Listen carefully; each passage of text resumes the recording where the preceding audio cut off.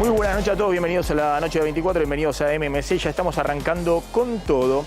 Y se ha generado un debate fuerte en la campaña electoral a partir de los últimos anuncios del ministro de Economía y candidato del oficialismo, Sergio Massa, respecto a la baja del impuesto a las ganancias por unos 800.000 trabajadores y el proyecto de ley que enviaría al Congreso para mantener prácticamente la eliminación del impuesto a las ganancias, la cuarta categoría, para prácticamente eso, ¿no? Entre 800 y 1 millón de trabajadores. Ahora vamos a contar algunos detalles de esa propuesta, que obviamente es una propuesta que puede tener cuestionamientos técnicos. Está claro cuál es la estrategia del oficialismo en este mes y medio que queda hasta la elección del 22 de octubre. La estrategia es ya sin el condicionamiento del FMI, porque el FMI envió el último desembolso posible y no va a haber revisión del programa hasta el final de este gobierno, después de noviembre. La idea es liberar algunos pesos para recomponer mínimamente los bolsillos, que igualmente están arrasados por la inflación. Y si esos pesos generan alguna presión adicional sobre la brecha cambiaria, bueno, para eso el Banco Central está acumulando la mayor cantidad de dólares posibles y además se ha instrumentado el dólar soja, que lo que está haciendo es que un cuarto de la oferta de dólares diarias del sector cerealero esté ingresando por uno de los dólares financieros como oferta en ese mercado, que es el contado con liquidación, y eso esté manteniendo una pax cambiaria que obviamente le da un respiro al gobierno. El dólar soja termina a fines de septiembre, pero si en octubre, como todos avisoran, la dolarización crece, se dispara y hay nuevas tensiones, el Banco Central está tratando de acumular la mayor cantidad de dólares posibles para seguir interviniendo en la brecha cambiaria y tratar de mantener estabilizados los dólares financieros. En ese esquema, que es un esquema muy simple, es un esquema para un mes y medio y después se verá cómo se sigue después de la elección del 22 de octubre, incluso el Banco Central tiene mañana un dilema porque se va a conocer la inflación de agosto, que seguramente va a estar entre 11 y 12%. En el Banco Central estiman 11%. La inflación de Córdoba fue 12,1%, la de la Ciudad de Buenos Aires 10,8% en agosto. Por ahí va a estar la inflación del INDEC, es decir, por encima de la tasa de interés que en este momento remunera a los ahorristas. Igualmente, el Banco Central mañana no va a subir la tasa de interés, justamente con esta misma lógica. Como queda nada más que un mes y medio, la idea es, bueno, en lo posible, tratar mínimamente de monetizar la economía, que puntualmente algunos sectores, los que pagan impuestos a las ganancias, los autónomos, monotributistas, algunos bonos especiales para jubilados, bueno, tengan algunos pesitos más. Y si bien eso tarde o temprano termina en la presión sobre el dólar o sobre la inflación, bueno, se verá cómo se controla en octubre con los dólares que está acumulando el Banco Central. Pero más allá de esa cuestión, está claro que el gobierno retomó la iniciativa con el proyecto del impuesto a las ganancias, de la baja del impuesto a las ganancias, porque ahora van a ver, ha habido una crítica muy dura de Juntos por el Cambio, como si fuera gobierno, digamos, planteando cosas respecto a la responsabilidad fiscal o a la equidad de la medida, de que esto beneficia a trabajadores que cobran hasta 1,5 millones de pesos de salario de bolsillo y que son trabajadores privilegiados dentro de la pirámide socioeconómica de la Argentina. Pero claro, todos esos trabajadores y los que van a estar desde octubre exceptuados del impuesto a la ganancia, 800.000 trabajadores, también vienen, si bien es cierto, están en la cúspide de la pirámide de ingresos de la Argentina, también vienen sufriendo el azote de la inflación y obviamente esto va a significar un alivio por lo menos en el mes de octubre, tal vez en noviembre, hasta que la inflación se vuelva a comer ese ingreso adicional. Del otro lado, Milei por primera vez se queda en silencio, porque claro, es difícil impugnar desde la concepción de Milei, que considera que todo impuesto es un robo o una coacción por parte del Estado, que haya una baja impositiva aunque esa baja impositiva tenga, como es obvio, un tinte y un carácter electoral. Entonces, por primera vez, de alguna manera, el gobierno logra instalar agenda y desconcertar a la oposición. A Milei que dice, bueno, dejo pasar esta, no hay problema, pero fundamentalmente a Juntos por el Cambio, que creo yo no encuentra el norte de su campaña electoral. Y de esa manera, bueno, sale a cuestionar una medida que beneficia de manera directa el mes próximo a más de 800.000 trabajadores. A ver, tenés ahí, Claudio, cuál es el impacto sobre algunos salarios de bolsillo de la medida y ahora vamos a ver un poquito las repercusiones políticas. Bueno, para los que venían pagando hasta ahora el impuesto a las ganancias y dejaran de pagarlo por este cambio, representará un incremento en el salario de bolsillo de entre 21,4 a 25%. Acá tenemos algunos ejemplos. Quien percibe al día de hoy un sueldo bruto de 800.000 pesos, como a partir de ahora con el cambio queda exento de ganancias, bueno, del salario actual de 550.300 pasa a unos 668.000 pesos de bolsillo, el 21,4% de incremento. Fíjense que es una mejora del 21%, que es más o menos la inflación que vamos a tener en 2 meses.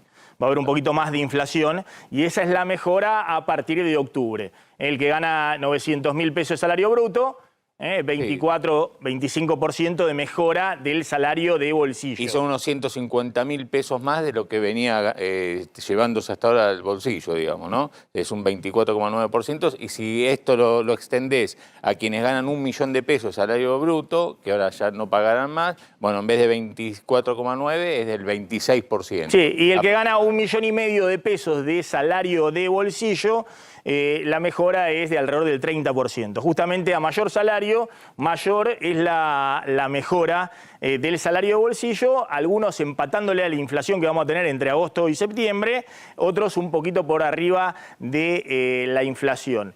En ese contexto ha habido distintos cuestionamientos.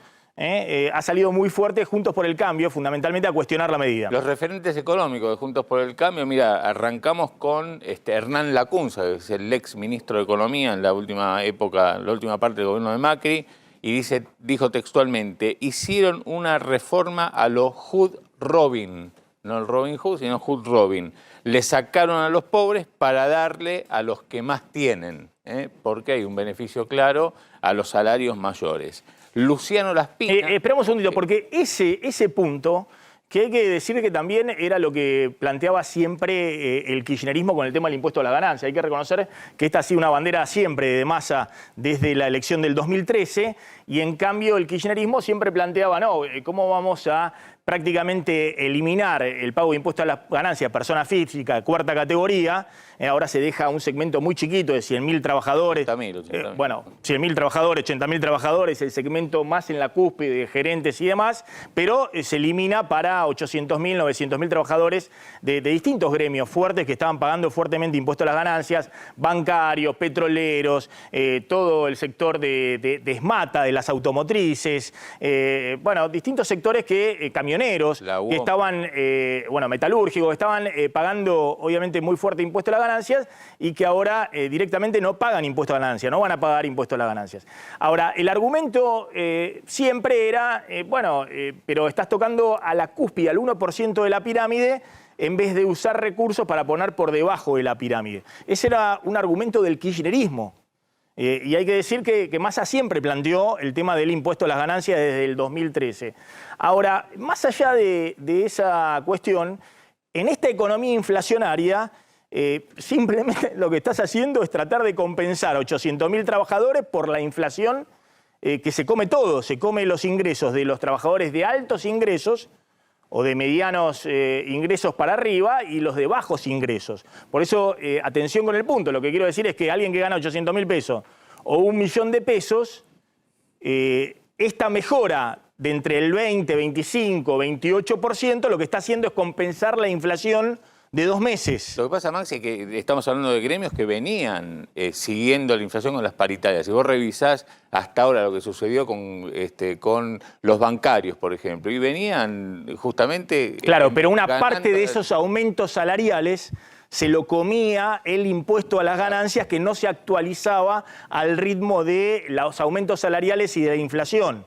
En bancarios, según dijo el titular del gremio, el 6 de cada 10 bancarios pagaban el impuesto a las ganancias y ahora no van a pagar. Y sí, va a quedar exactamente. Nada. Bueno, esa fue la crítica de Juntos por el Cambio. También salió Laspina en el mismo sentido. Sí, el economista referente de Bullrich dice: la baja del impuesto a las ganancias se financiará con la suba del impuesto inflacionario. El resultado, 600.000 beneficiados, 47 millones de perjudicados. La medida es irresponsable, inequitativa y sumamente regresiva. Un poco en línea con lo que... Bueno, ahora vamos a hablar con Federico Pinedo, que está acá en nuestros estudios. Después quiero hacer una reflexión respecto a compren un autito, no compren dólares. Obviamente todos los pesos que se sueltan y se liberan en esta economía van a bienes o a dólar, es decir, van a inflación o dólar. Pero fíjense cómo Juntos por el Cambio queda en el rol como si estuviese en el gobierno. Entonces, para una campaña electoral de una oposición es medio raro. Tanto es así que Milei ve en absoluto que esta discusión se instala en la agenda y que no tiene sentido salir a cuestionar una baja impositiva, se queda en silencio. Milei no vertió posición sobre esto. No. Hasta ahora lo que me dicen desde el entorno de Milei es que todavía no tiene una posición tomada, digamos que no la va a dar a conocer en forma pública por ahora, posiblemente lo haga mañana o pasado, digamos, en algún momento sí, pero eligió estratégicamente no darla a conocer ahora, después del anuncio. Un Milei que siempre dice que todo impuesto es un robo del Estado, es una coacción, es un impuesto, algo que se impone del Estado coactivamente, porque detrás está la policía, la fuerza de seguridad que te obligan a pagar ese impuesto. Entonces es muy difícil para Milei salir a cuestionar una baja o una eliminación de un impuesto. Está Guillermo Michel, que es el titular de la aduana, y algunos dicen el cerebro de los cambios impositivos de este gobierno. Gracias por atendernos, Michel, muy amable. ¿Qué tal, Maxi? Buenas noches para usted y para su equipo y la audiencia. A ver, me interesan algunas precisiones respecto a esto y también dentro de las claves de esta baja del impuesto a las ganancias, qué va a pasar y si hay algo adicional para autónomos y monotributistas, que son también una cantidad importante de trabajadores. La clave acá son dos cosas. Una es un decreto que es el que establece para 800.000 trabajadores que hoy están pagando impuesto a las ganancias, que a partir de cuándo dejan de pagar.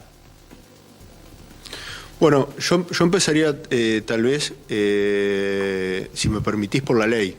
La ley que estamos enviando hoy antes de las 24 horas, si no entra en la mesa, entra hoy, entrará mañana, lo que establece es eliminar la cuarta categoría para trabajadores y jubilados y establecer un régimen simplificado cedular dentro de la ley de impuesto a las ganancias para lo que es la renta de trabajadores y jubilados, con un nuevo mínimo no imponible equivalente a 15 salarios mínimos vitales y móviles y con una escala progresiva.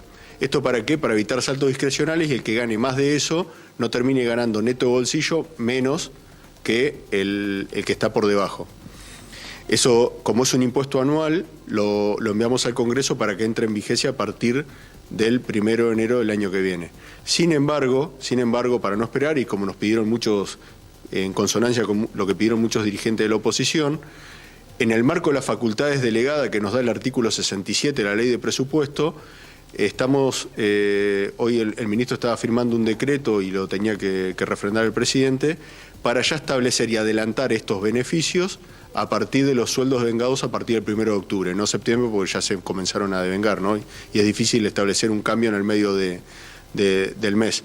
Pero estos beneficios ya comenzarían a implementarse a partir de los sueldos vengados a partir del 1 de octubre por decreto, y reitero, en el marco de facultades delegadas que votó el Congreso en el presupuesto de este año. A ver, eso va a permitir... Sí. Sí. No, a ver, complete, por favor. Sí. Eso va a permitir que de los 890.000 trabajadores que terminarían pagando ganancias a diciembre de este año, solo lo hagan 90.000, 800.000 dejarían de pagar, y estos 90.000 trabajadores son los de claramente mayores ingresos, ¿no? Fundamentalmente, estuvimos viendo quid por quid, son CEOs de empresas, gerentes, son altos, los mayores ingresos del país, que son los que van a contribuir con el impuesto. A ver, dos cosas entonces. Una es el proyecto de ley que usted confirma va a ingresar hoy a la medianoche al Congreso, que es un proyecto de ley que es de aplicación a partir de enero del 2024 para eliminar prácticamente la cuarta categoría, las personas físicas, el pago de impuesto a las ganancias. Exacto. Con un mínimo que se establece en 15 salarios mínimos. Exacto, 15 salarios mínimos, se va a ir ajustando semestralmente, que es un viejo reclamo también de todos los trabajadores y de las centrales obreras, no van a tener que esperar a fin de año, sino se va a ajustar, obviamente arranca en enero con el salario mínimo vigente a enero y en julio se va a volver a ajustar con el salario mínimo vital y móvil vigente al 30 de junio.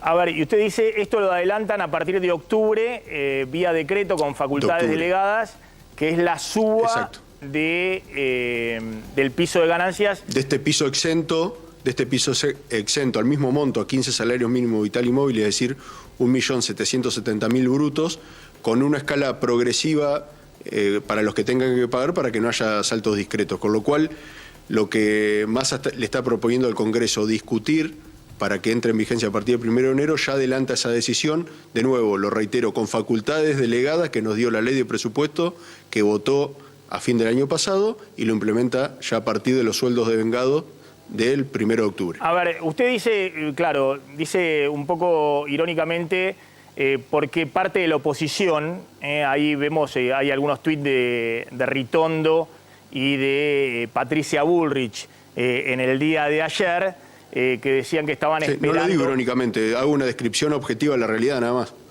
Bueno, que estaban esperando, a ver si podemos mostrar ahí el tuit, que estaban esperando, ¿por qué no lo hacen ahora? Si hacen un proyecto de ley para enero de 2024, ¿por qué no lo hacen ahora? Había dicho, no dejes para mañana lo que puedes hacer hoy. Ministro de Economía Sergio Massa, ¿por qué no lo hace ahora? Usted es el ministro de Economía y bueno, la respuesta fue el envío al... El decreto. No, la respuesta fue el decreto. El decreto y el anuncio del proyecto de ley. Claro, pero el proyecto de ley es para enero del 2024. Sí. La respuesta a la aplicación es ahora el decreto, que el decreto, me imagino, tiene validez para aplicarse octubre, noviembre, diciembre. Exacto.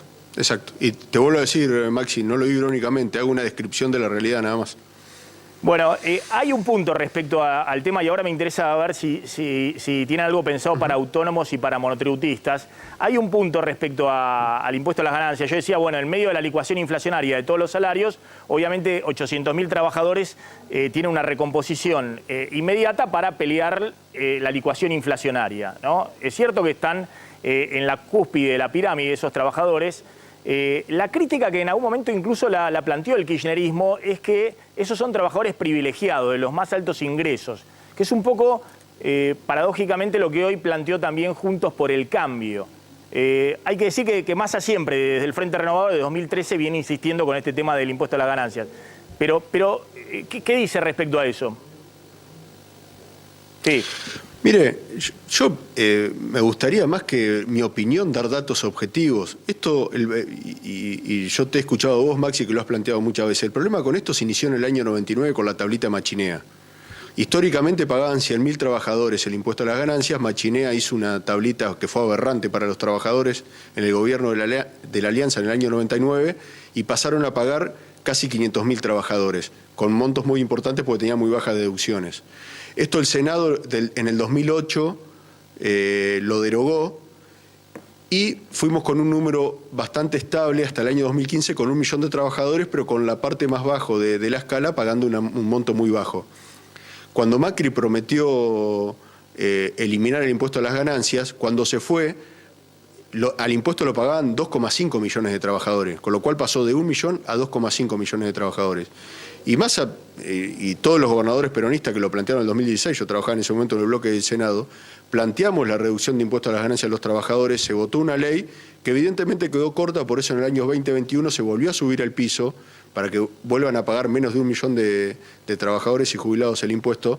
Y ahora lo que está haciendo es siendo consecuente con sus propuestas de eliminar la cuarta categoría para trabajadores y jubilados. Así que no veo ninguna contradicción en Massa y sí lo que veo es de alguna manera, una contradicción entre lo que se prometió en el 2015 y lo que ocurrió durante la gestión del gobierno anterior.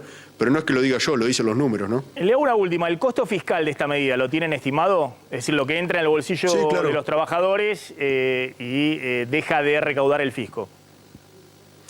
Para el año que viene, en todo el año, está previsto que la pérdida sea, el esfuerzo fiscal que hace el Estado sea de 1 billón de pesos, el equivalente a 0,58 del PBI. Para todo el año, si se aplica durante todo el año. Sí, exactamente. Y en estos meses... Exactamente, y tenga en cuenta además que vamos a tener mucho más ingreso además por recaudación de IVA, por los consumos, porque aparte, acá hay algo que hay que tener en cuenta. El empleado cobra todo su sueldo en blanco, con lo cual lo gasta en blanco, con lo cual eso va a repercutir en mayor consumo en blanco, eso va a implicar mayor recaudación de IVA, mayor recaudación de impuestos a los débitos y créditos bancarios, mayor actividad económica, mayor pago de aportes porque hay más empleo, con lo cual, de alguna manera, es un círculo virtuoso. Es todo lo contrario a lo que hizo el gobierno de la Alianza en el 99 cuando Anup Singh vino del Fondo Monetario y puso la tablita sobre la mesa. Esto es todo lo contrario. Eso es para el año que viene, o sea que en estos 2 meses o 3 meses el impacto es 0,1, 0,2% del PBI. Ahí perdí. Ahí perdimos el... ¿Me escuchó ahí? ¿Me está escuchando? Bueno, perdimos ahí. ¿Me está escuchando? Bueno, se cortó ahí la comunicación. Bueno, a ver, cerrame, yo quería contar las 5 claves de la baja del impuesto a las ganancias y le quería preguntar por autónomos y monotributistas que no estuvieron hasta ahora en el anuncio. La oposición, justamente, digamos, me parece que como reflejo de esto que estábamos comentando, quedó en offside por el anuncio de ganancias, apuró mandar al Congreso un proyecto de ley para los autónomos y para los monotributistas.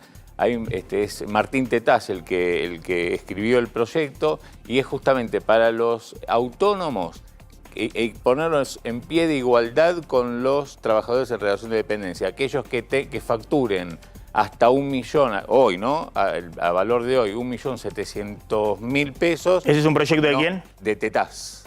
Lo mandaron al Congreso. Entonces, autónomo que factura hasta 1.700.000 pesos por mes.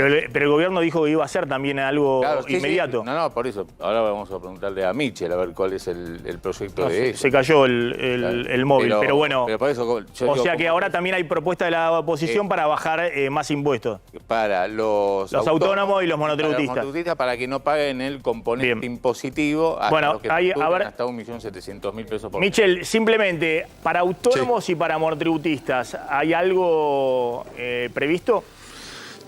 Sí, me gustaría decirles lo siguiente. Tengan en cuenta que el impuesto efectivo sobre ingresos que pagaban los trabajadores es entre el 27 y el 31% del ingreso. Los autónomos la situación es bastante distinta. El impuesto promedio que pagan sobre los ingresos es entre el 14 y el 16%. ¿Por qué? Porque tienen muchas más deducciones que los empleados en relación de dependencia no tienen. Sin embargo, estamos trabajando en un proyecto para darle un alivio fiscal a autónomos y fundamentalmente evitar el salto que implica pasar de monotributo al régimen de responsable inscripto. Eso lo estamos evaluando y seguramente el ministro haga anuncios la semana que viene. Bien, y en el caso de monotributistas, obviamente es un régimen simplificado que paga mucho menos componente de ganancia, componente tributario que el asalariado o que el autónomo. Sí, pero estamos trabajando también en monotributistas, tal vez viendo algún mecanismo para de alguna manera menguar el impacto que tienen en las compras que hacen algunos monotributistas vinculados al IVA, así que va a haber medidas para los monotributistas también. Bien, Michel, gracias, muy amable. Por favor, a disposición. Ahí estaba el titular de la aduana, Guillermo Michel, que es el que planifica estas cuestiones impositivas. A ver, Massa dijo, solo les pido una cosa, ¿no? A los trabajadores, cuando estaba ayer reunido con la CGT, que obviamente lo aplaudía de pie, esta es una medida especialmente para los sectores formales de mayores ingresos. Los principales sindicatos, gremios, están todos con sueldos que estaban pagando fuertemente impuesto a la ganancia y permanentemente quedaban descolocados por las subas salariales que seguían a la inflación y la escala de ganancias que siempre iba atrasada. Dijo Massa, a ver si lo escuchamos, con el tema de cómprense un autito con este segmento de trabajadores y no dólares. A ver, mira. Por un lado, pedirles que cuidemos nuestra economía y que si tienen que ahorrar, compren un autito, algún bien producido en la Argentina, no me vayan a comprar dólares. Bueno, a ver si se entiende cómo funciona la economía, ¿no? Es decir, la economía argentina.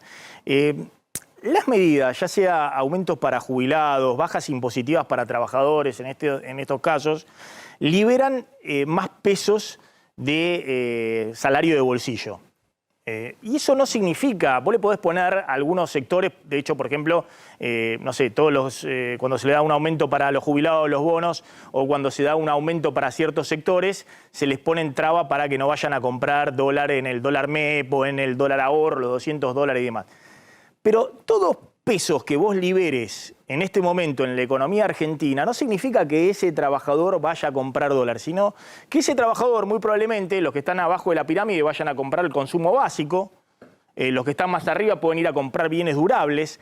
Ahora, con esos pesos que van a comprar y le pagan al comerciante, el comerciante a su vez le paga al mayorista, el mayorista le paga al distribuidor, al fabricante, todos esos pesos que giran en la economía argentina van a remarcaciones de precios adicionales o a los dólares, a la brecha cambiaria. No quiere decir que el trabajador de la UOCRA que tenga el alivio y que se liberen sus pesos vaya a ir a comprar dólares.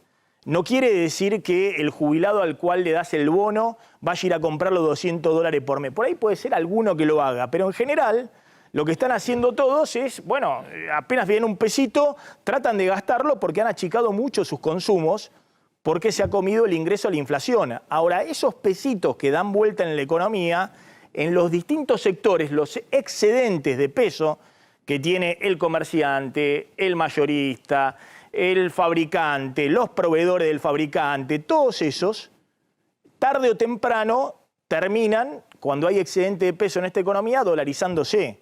Eso es inevitable en este contexto hasta que se vuelva a recomponer la confianza y la demanda de pesos en la economía.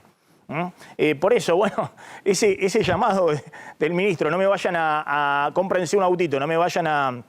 Obviamente los fabricantes de autos y sobre todo los concesionarios y demás hacían publicidad, digamos, con este dicho del ministro Massa. Es muy probable que los pesos hoy que estén dando vuelta, cuando se lo pones a los trabajadores, vayan a estimular en el corto plazo el consumo. Ahora, también es cierto que esos pesos circulando en la economía, bueno, lamentablemente en este contexto potencian la inflación y van a presionar en algún momento sobre el dólar. Digo esto porque si no, no se termina de entender.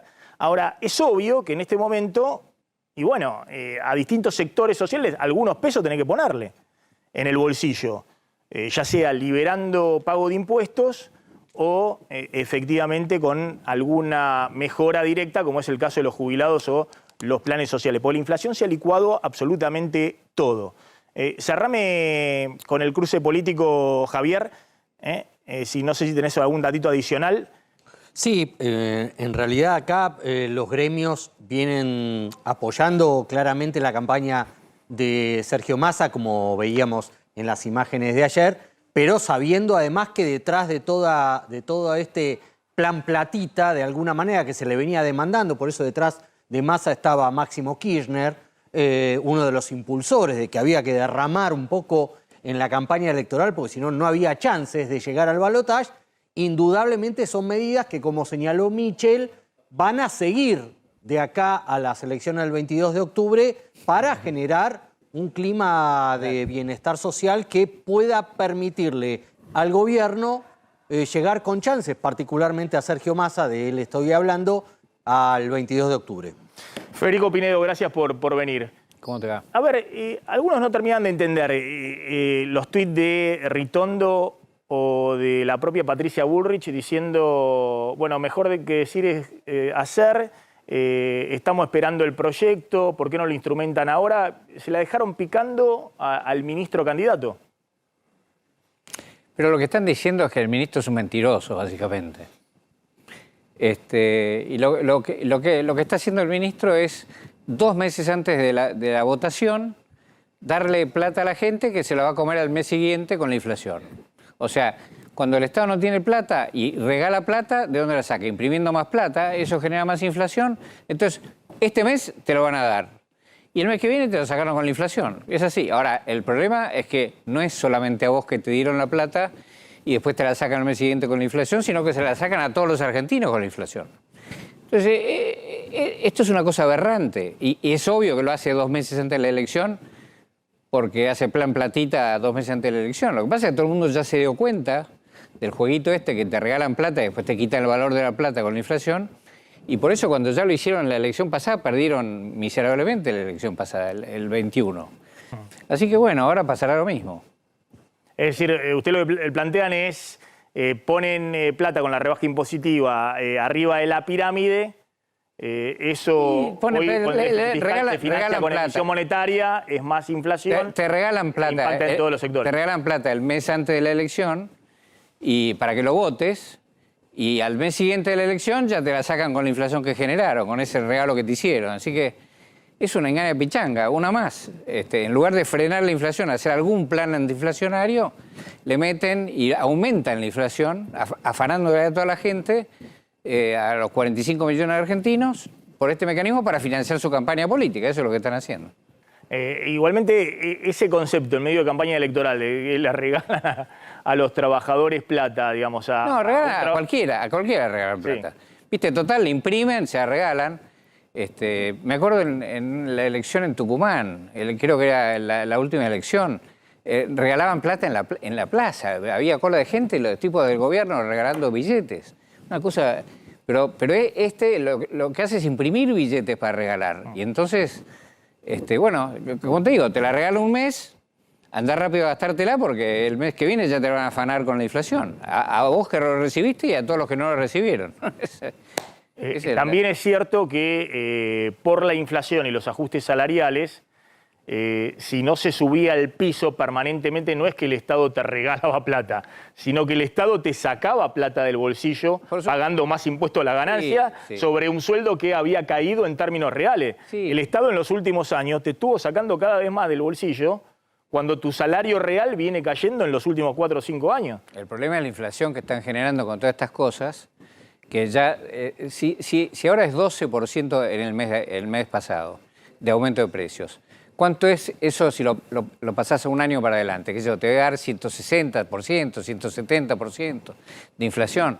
Y después, esto puede seguir así hasta que esta gente se vaya del gobierno. Si no, va a seguir cada vez más y bueno, estamos llegando a una superinflación, como dice La Espina. Y ahí, hoy estaba con un economista muy importante, me decía, estoy viendo... ¿Por qué no caeríamos en una hiperinflación? Y no encuentro la respuesta. Bueno, si vos seguís así, bueno, al final le robás toda la plata a la gente. Es así. A ver, lo voy a sumar a Zlotnik con otro de los temas del día.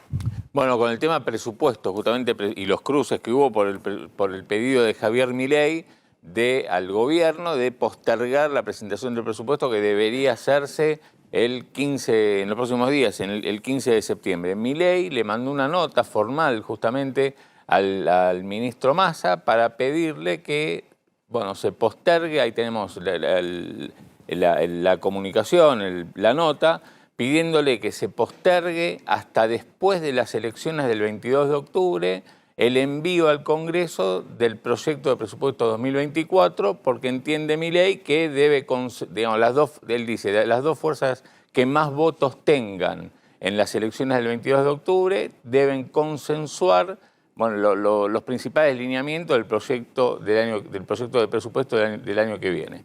Este pedido de Milei, digamos que al gobierno, entiendo que le está haciendo una especie de favor porque está tirando para adelante y digamos, si finalmente lo concreta, si lo hace, si posterga el envío del proyecto, bueno, le tira para después de las elecciones polémicas sobre posibles ajustes que haya que hacer en ese presupuesto. Al contrario, está la discusión si el gobierno iba a presentar, y vamos a ver si lo presenta finalmente ahora el 15 de septiembre, tiene que ir esta misma semana, ¿cuándo es? El viernes, tiene que ir al Congreso el proyecto de presupuesto, el gobierno puede presentar el proyecto que quiera.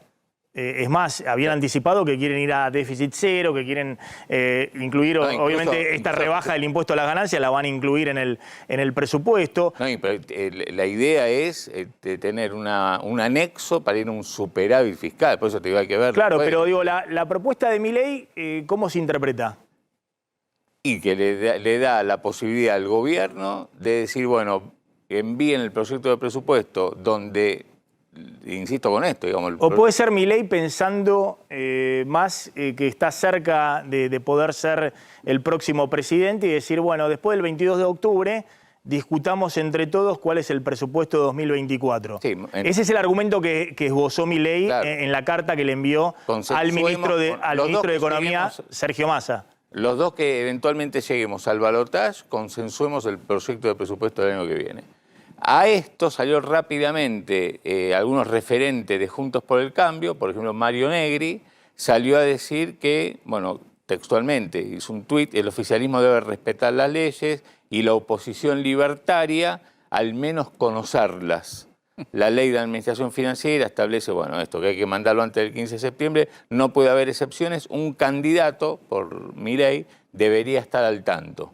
Y también salió Maximiliano Ferraro, que es el presidente de la coalición cívica, y dice en un adelanto de lo que podría ser su gestión, Milei le pidió al ministro de Economía que no cumpla con la ley de administración financiera. No necesitamos mayor menosprecio por la ley, sino todo lo contrario, un máximo cumplimiento de las instituciones sólidas y transparentes es parte fundamental del camino para construir un país ordenado. Acá salieron justamente al cruce muy fuerte en lo que algunos pueden hasta pensar que hay una especie de alianza o acuerdo entre Milei y Massa, ¿no? No un acuerdo, digamos, implícito de cómo hacer, digamos, con el proyecto de presupuesto para después de las elecciones. A ver, Pinedo, ¿cuál es la opinión de...? A mí me parece que de nuevo el gobierno trata de instalar su agenda. Milei tiene su propia agenda y me parece que, de nuevo, Juntos por el Cambio queda en el medio, tironeado de un lado y del otro. A ver. No, para nada. El gobierno, la agenda es lo que acabo de decir, robarle la plata a la gente. Esa es la agenda para tener un poco más de votos. Eso no es una agenda, eso es un robo simplemente, como decía antes Milei, que era un robo, ¿no? Bueno, la inflación es el robo. Ahora, Milei lo que dice es, señor, hay una ley, no la cumpla. Le dice al ministro, que está obligado a cumplir la ley, pues los ministros cumplen las leyes, ¿no? Ahora, de paso cañazo le hace un favor a Massa, porque Massa tiene que presentar ahora el 15 el presupuesto, donde dice que va a haber un gran ajuste, porque su funcionario, el número 2 del Ministerio de Economía, decía vamos a tener superávit fiscal, en vez del enorme déficit que tiene ahora. Y bueno, Milei dice, no lo muestre antes de la elección. Le hago eso y le doy el changüí que lo muestre después de la elección. Yo no sé. Ustedes dicen que hay un acuerdo ahí entre no digo que no hay acuerdo. Milei y el ministro de Economía. Es como un gran favor a Massa. Señor, no muestre el ajuste que va a hacer antes de la elección. Muéstrelo después de la elección. Que le dice la oposición al gobierno. Una cosa rarísima, la verdad, una cosa rarísima. Ahora, cuando Milei plantea, bueno, pongámonos de acuerdo, los dos que vamos al balotaje, tampoco en el presupuesto... Es otro disparate, otro disparate. La Constitución dice que el presupuesto lo hace el presidente de la Nación. El presidente de la Nación se llama Alberto Fernández. O sea, hay que cumplir la Constitución, ¿no? La Constitución no es una cosa a medida de Milei, que él puede cumplir, no cumplir, arreglar. No funciona así. Mire, nosotros no somos los que venimos a romper todas las instituciones, como algunos candidatos. Tampoco somos los que queremos violar todas las leyes. ¿Quién viene a romper todas las instituciones? Y bueno, Milei quiere romper todo. Ustedes decían que el kirchnerismo quería romper todas las instituciones. Ahora están diciendo... Ustedes planteaban que el kirchnerismo quería romper todas las instituciones. No. El kirchnerismo lo que hace es violar todas las instituciones, violar todas las leyes. Milei quiere romper todas las instituciones, cambiar todo, explotar todo. Y lo que nosotros queremos es que funcionen las instituciones. O sea, Milei se tiene que poner de acuerdo como diputado. Él, como diputado, tiene que votar el presupuesto y ahí discutir y ponerse de acuerdo, que eso es lo que tiene que hacer. Ahora, el presupuesto lo hace el presidente, no lo hace la oposición. Ahora, yendo a una cuestión más de fondo, digamos, que es... Eso es totalmente de fondo, ¿cumplir la Constitución o no? ¿Qué sé yo? El ánimo de cambio de la sociedad. ¿No creen que en Milei, sí que efectivamente la sociedad quiere un cambio muy brusco de todo? Bueno, Si vos podés explotar todo. Quiere pasar efectivamente del kirchnerismo a un cambio muy brusco del status quo. El cambio tiene que ser una cosa que salgamos de esta situación y vayamos a una mejor. Eso es un cambio razonable, ¿no? Ahora, vos tirando una bomba, explotando todo, no mejorás la vida de la gente. Ese es el punto. Por eso, no queremos tirar bombas, explotar todo, porque no mejorás la vida de la gente. No queremos violar todas las reglas, como hace el kirchnerismo, que la cambia cada 4 minutos. Y lo que queremos es que funcionen las instituciones, que eso es lo que beneficia a la gente. Ordenar, cumplir con la ley. Para eso está, respetar la Constitución. Pero, Pinedo, los resultados de las PASO no parecieran ir en ese sentido. Pasaron las primarias y el que salió primero por el voto popular es Javier Milei, con lo cual hay que ver si esa discusión de principios, hay una cantidad de gente que en una de esas no le interesa, y lo que le interesa es esto que decía Maxi, cambiar. A ver, hay 29% que votó a Milei que a lo mejor no le interesa, 28% que nos votó a nosotros que seguramente sí le interesa, 27% que lo votó a Massa que no sé qué es lo que le interesa, pero lo que estoy diciendo es, si no respetamos la Constitución, si no respetamos la ley, si no ordenamos a la Argentina en su economía y en su seguridad, que empieza por cumplir la ley, nos matan los hijos a la salida del canal. Entonces no queremos que nos maten los hijos. ¿Entendés? Eso además, eso no es un tema de votación, si te matan a tu hijo o no. O si te gusta que pueda pasar. La ley es para cumplir, para que no te maten a tu hijo. Punto. Eso es lo que decimos nosotros. A ver, sumo el tema de Macri, que sale a despegarse de Milei y a apoyar a Patricia Bullrich. Javier. Sí, ayer contábamos que el expresidente salía a apoyar desde la televisión muy firmemente las posturas de Patricia Bullrich, que era su candidata. Tenemos algunos cortes para escuchar bien lo que dijo Mauricio Macri anoche. No lo tenemos. Bien, voy a estirar, no hay problema. Sí, de alguna manera lo que se le estaba endilgando a Macri es que no era tajante con el apoyo a Bullrich y sobre todo hubo varios dirigentes de Juntos por el Cambio que le pasaron factura, Monzó, Mazzot, Pichetto, no sé si el propio Pinedo, ya le vamos a preguntar, que con los coqueteos con Milei, ¿no? Felicitarlo por el triunfo, de alguna manera no siendo tajante con el tema del cargo que le iba a ofrecer Milei, que dijo Milei que le iba a ofrecer, pero ahora sí me dicen que podemos escucharlo a Macri.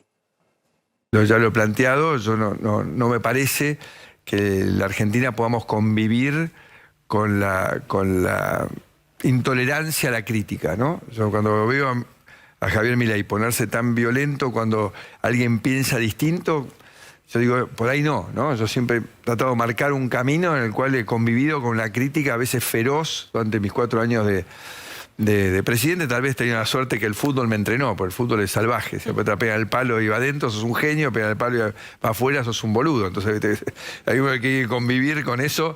El periodista deportivo, yo digo, es mucho más bravo que el periodista político. Bueno, esa es una de las cosas del despegue de Milei. A ver, resumime un poquito lo que planteó en términos del despegue de Milei.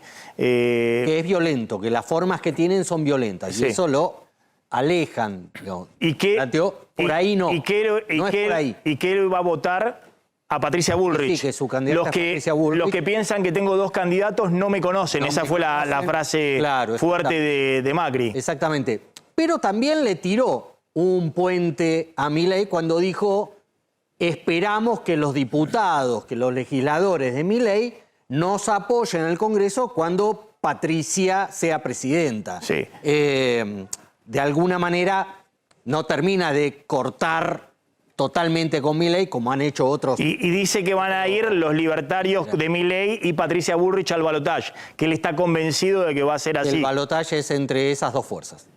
¿Ustedes consideran que Macri, la verdad que esta es la primera crítica que hace respecto a Milei, que no le gusta el tono, que no le gusta la forma de Milei, pero no está diciendo lo que dicen ustedes, pero no es que Milei viene a romper, está diciendo una cuestión de modales, que lo que no le gusta de Milei es que se ponga así la violencia no es medio violentón, digamos, en los estudios de televisión, esas cosas, pero que no está hablando de lo que dice usted, que viene a romper las instituciones. No, él dice, voy a poner una bomba al Banco Central Argentino. No, estoy diciendo lo que plantea Macri, lo que plantea el expresidente Macri. Bueno, No, lo que plantea el presidente Macri es que es violento y que la violencia no es el mecanismo.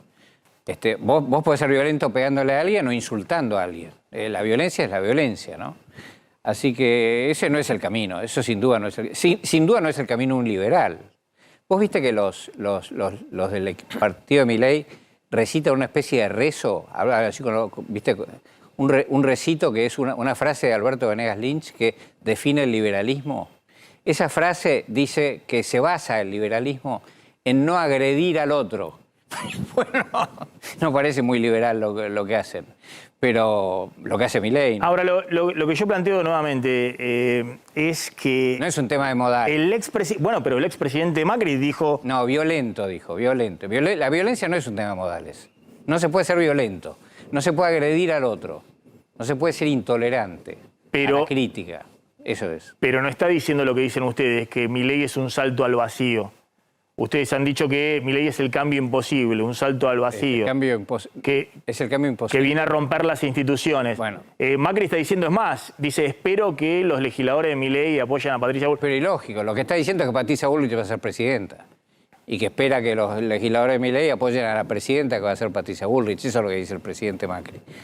Lo que nosotros decimos es, nosotros tenemos propuestas concretas que se pueden realizar.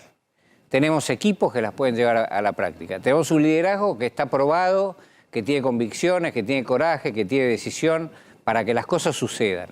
Entonces, el cambio no es simplemente hablar cosas y eventualmente violar leyes, sino que el cambio es hacer las cosas posibles.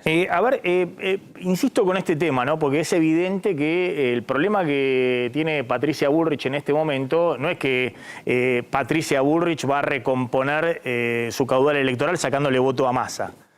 No le va a sacar ningún voto a Massa a Patricia Bullrich. El problema que tiene Patricia Bullrich es que parte de los votos se le fueron con Javier Milei y el problema es que no se le sigan yendo los votos a Javier Milei.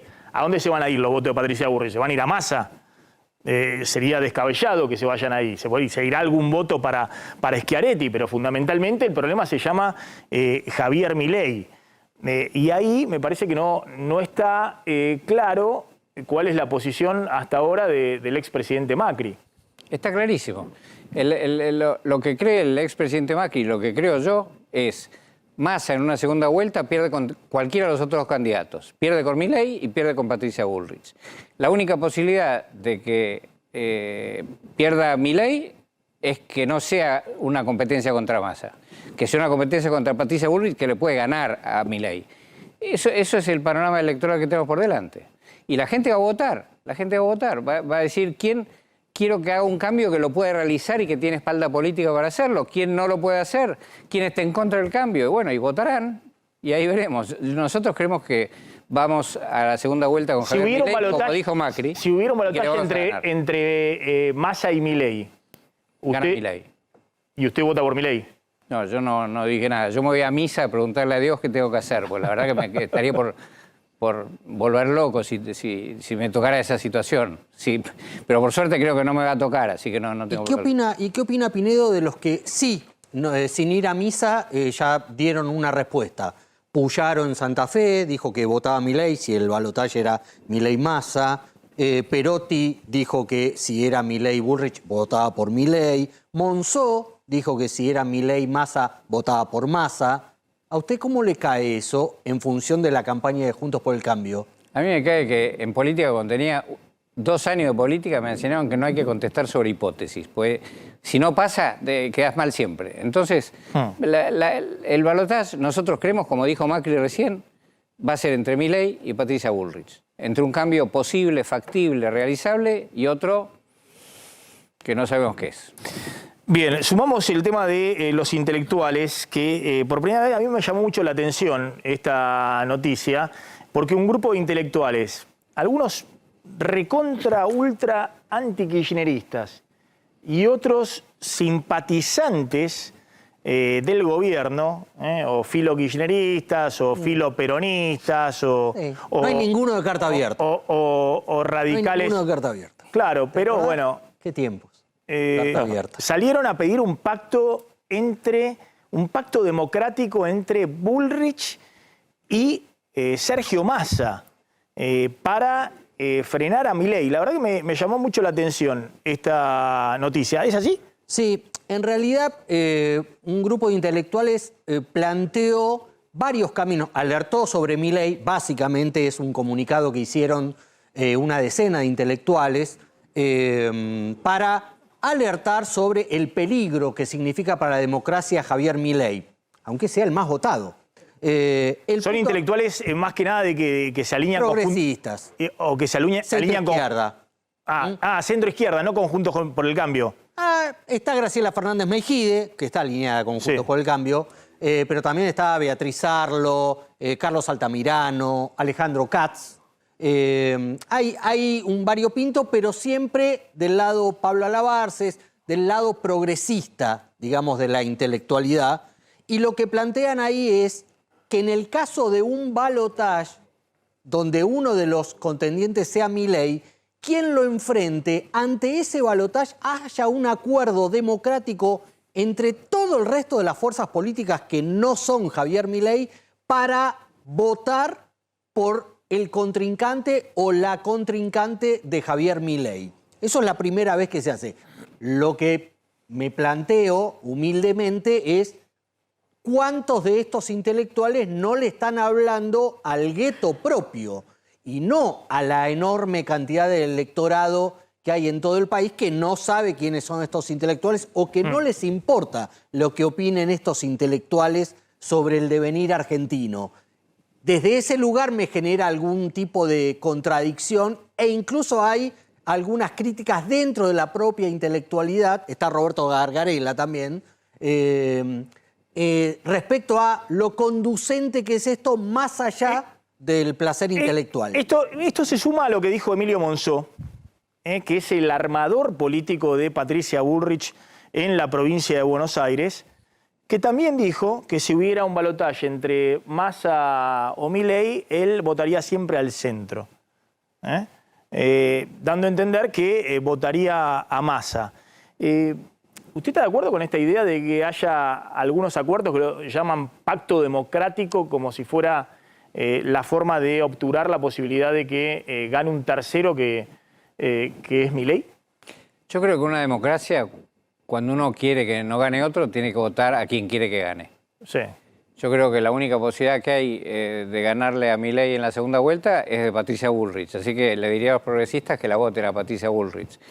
Pero yo no diría que es antidemocrático a alguien, aunque Milei cada tanto dice cosas que no están dentro de la Constitución, ¿no? Entonces eso, no sé qué pensará, cambiar la Constitución, no entiendo bien, pero bueno, dice cosas raras. El Estado es una organización criminal, el Estado no tiene que tener el monopolio de la fuerza, son cosas raras, ¿no? No están en la Constitución, son lo contrario de la Constitución. Pero yo insisto, hay cierto pavor, en sectores de Juntos por el Cambio hay cierto pavor respecto a la emergencia de Milei, que es un poco lo que usted está planteando. Que Milei está diciendo cosas raras, que quiere romper las instituciones, que es lo más grave que le puede pasar, visto desde Juntos por el Cambio, que ha sido un partido que ha acentuado el tema del republicanismo, las instituciones y demás.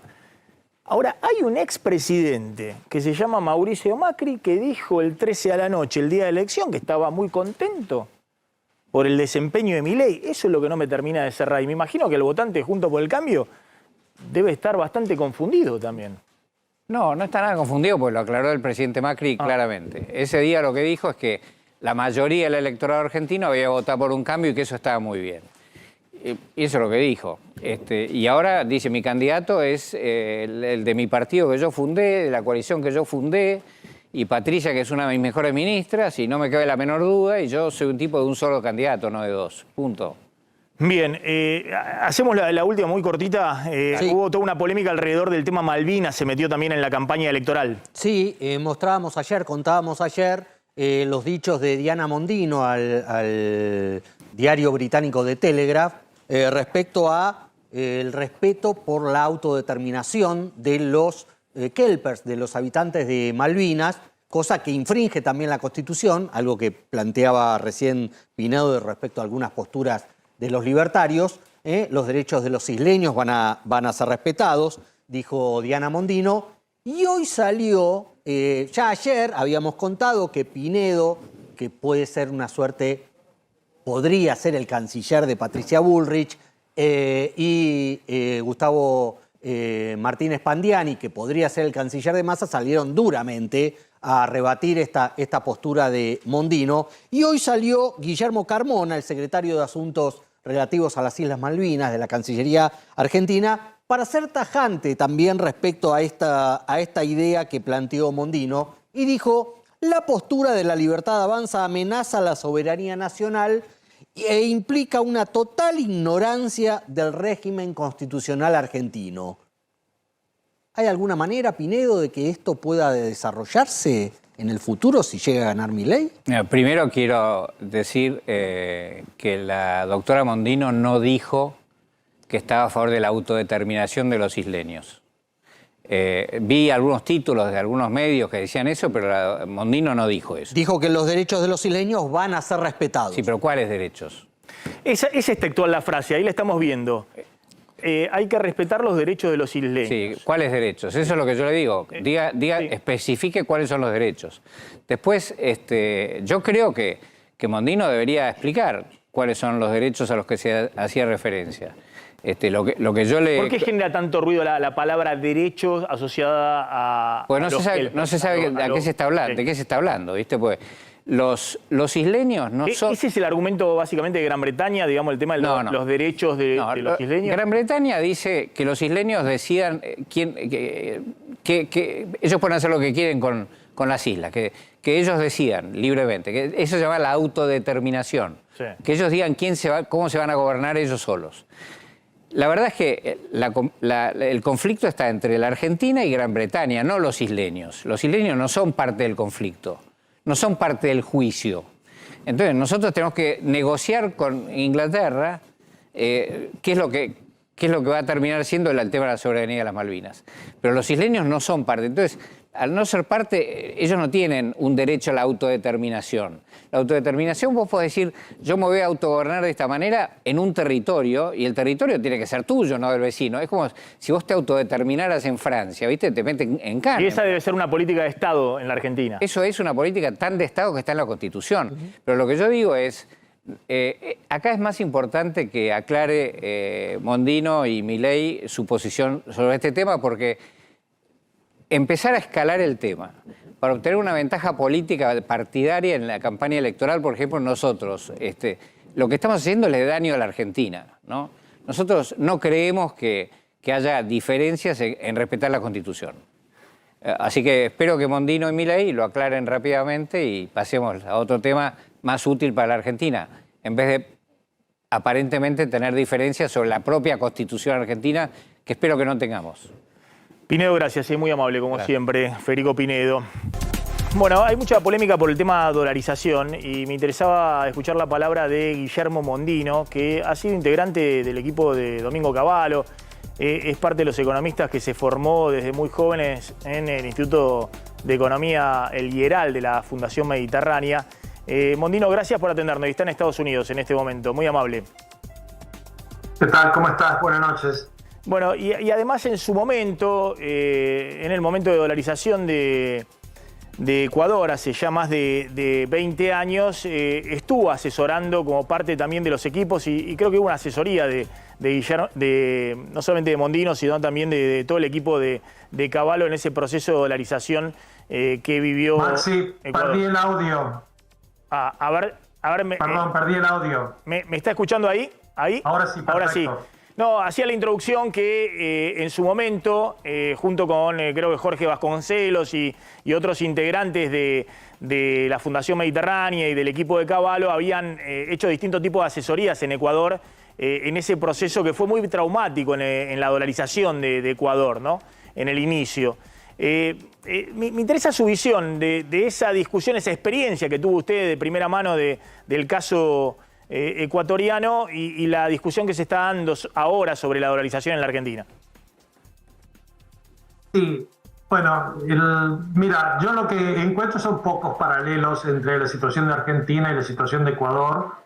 En muchas dimensiones veo muy pocos paralelos, de forma tal de que lo que fue la experiencia de la dolarización en el Ecuador me parece por ahora no son circunstancias equivalentes a las argentinas, entonces son lecciones que tienen más de un interés académico que práctico a la hora de pensar el caso argentino. De todas formas, te describiría 2 o 3 cosas que me parecen muy importantes.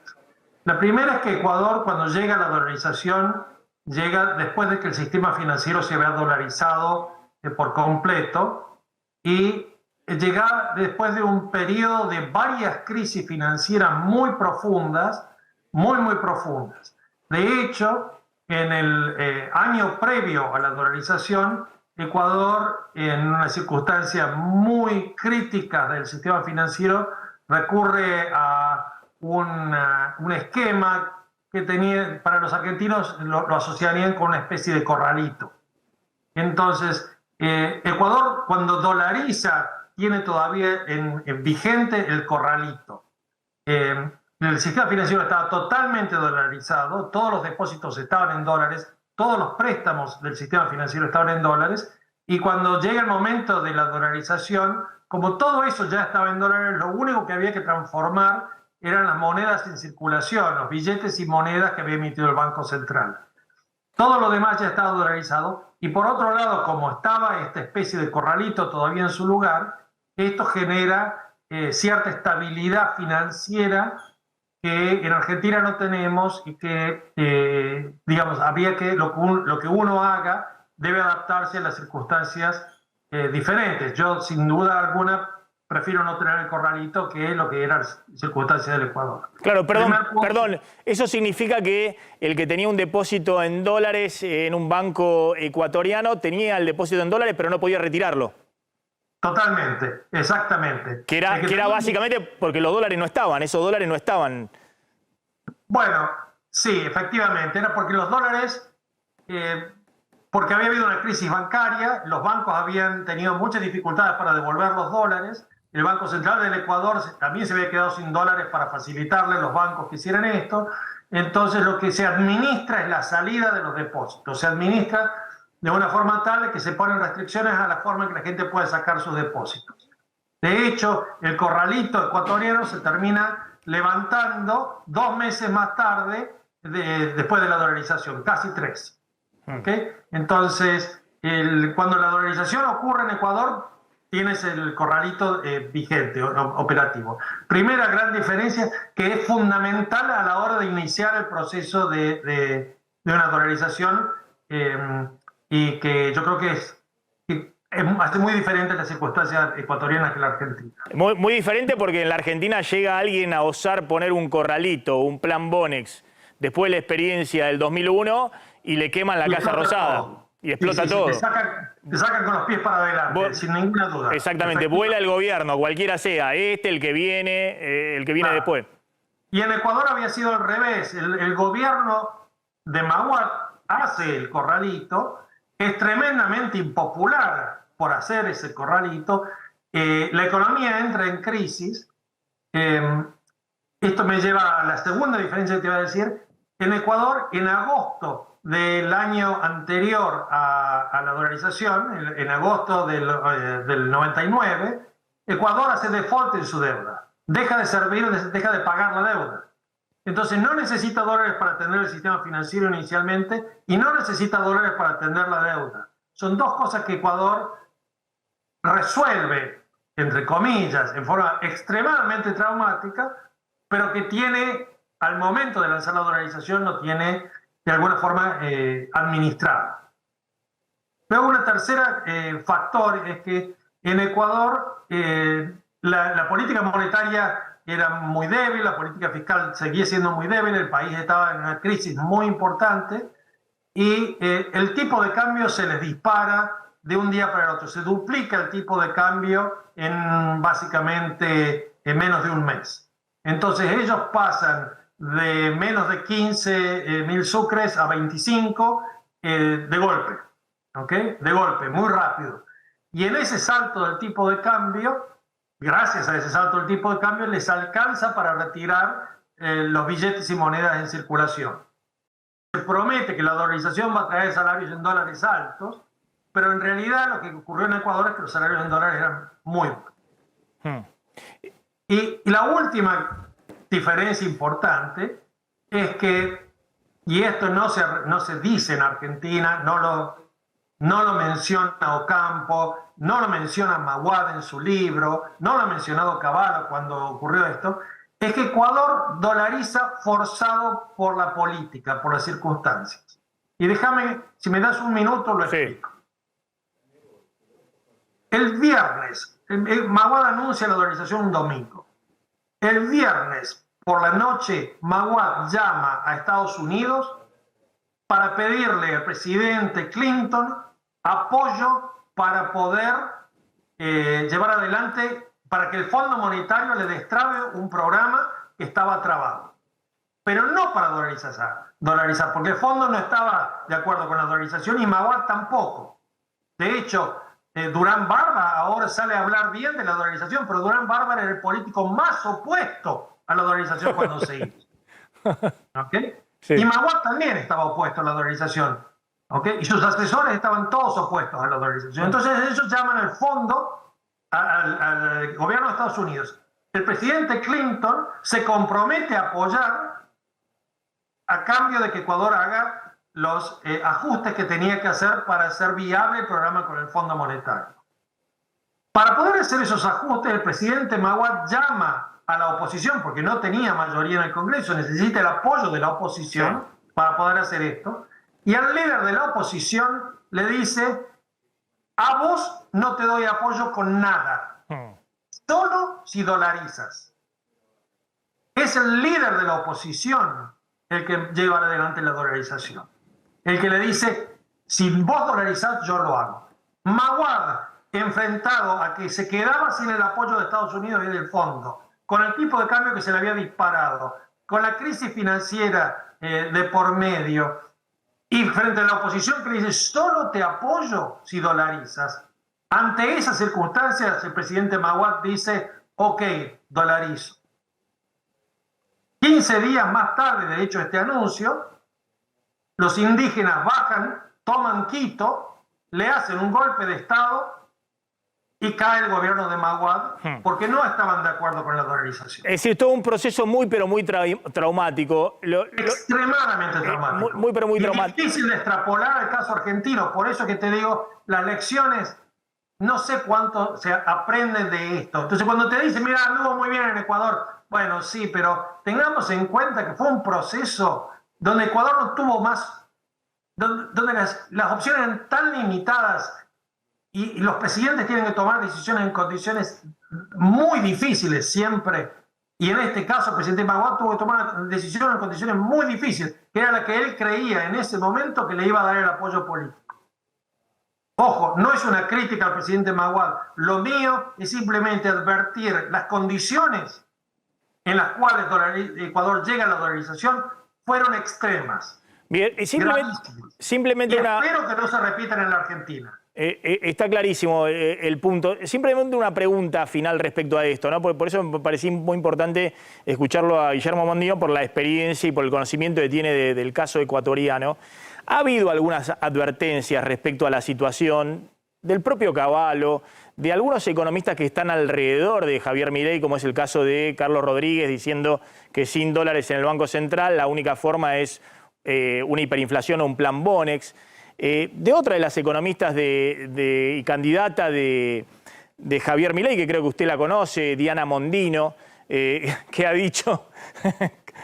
Bastante la conozco, crecimos juntos. Guillermo Mondino es el hermano de Diana Mondino, también economista, ahí de la cantera de la Fundación Mediterránea, que también ha planteado: miren, en este momento hay una demanda de dólares de 90.000 millones de dólares, el cálculo que hace Mondino, Diana, respecto en este momento, y no están los dólares.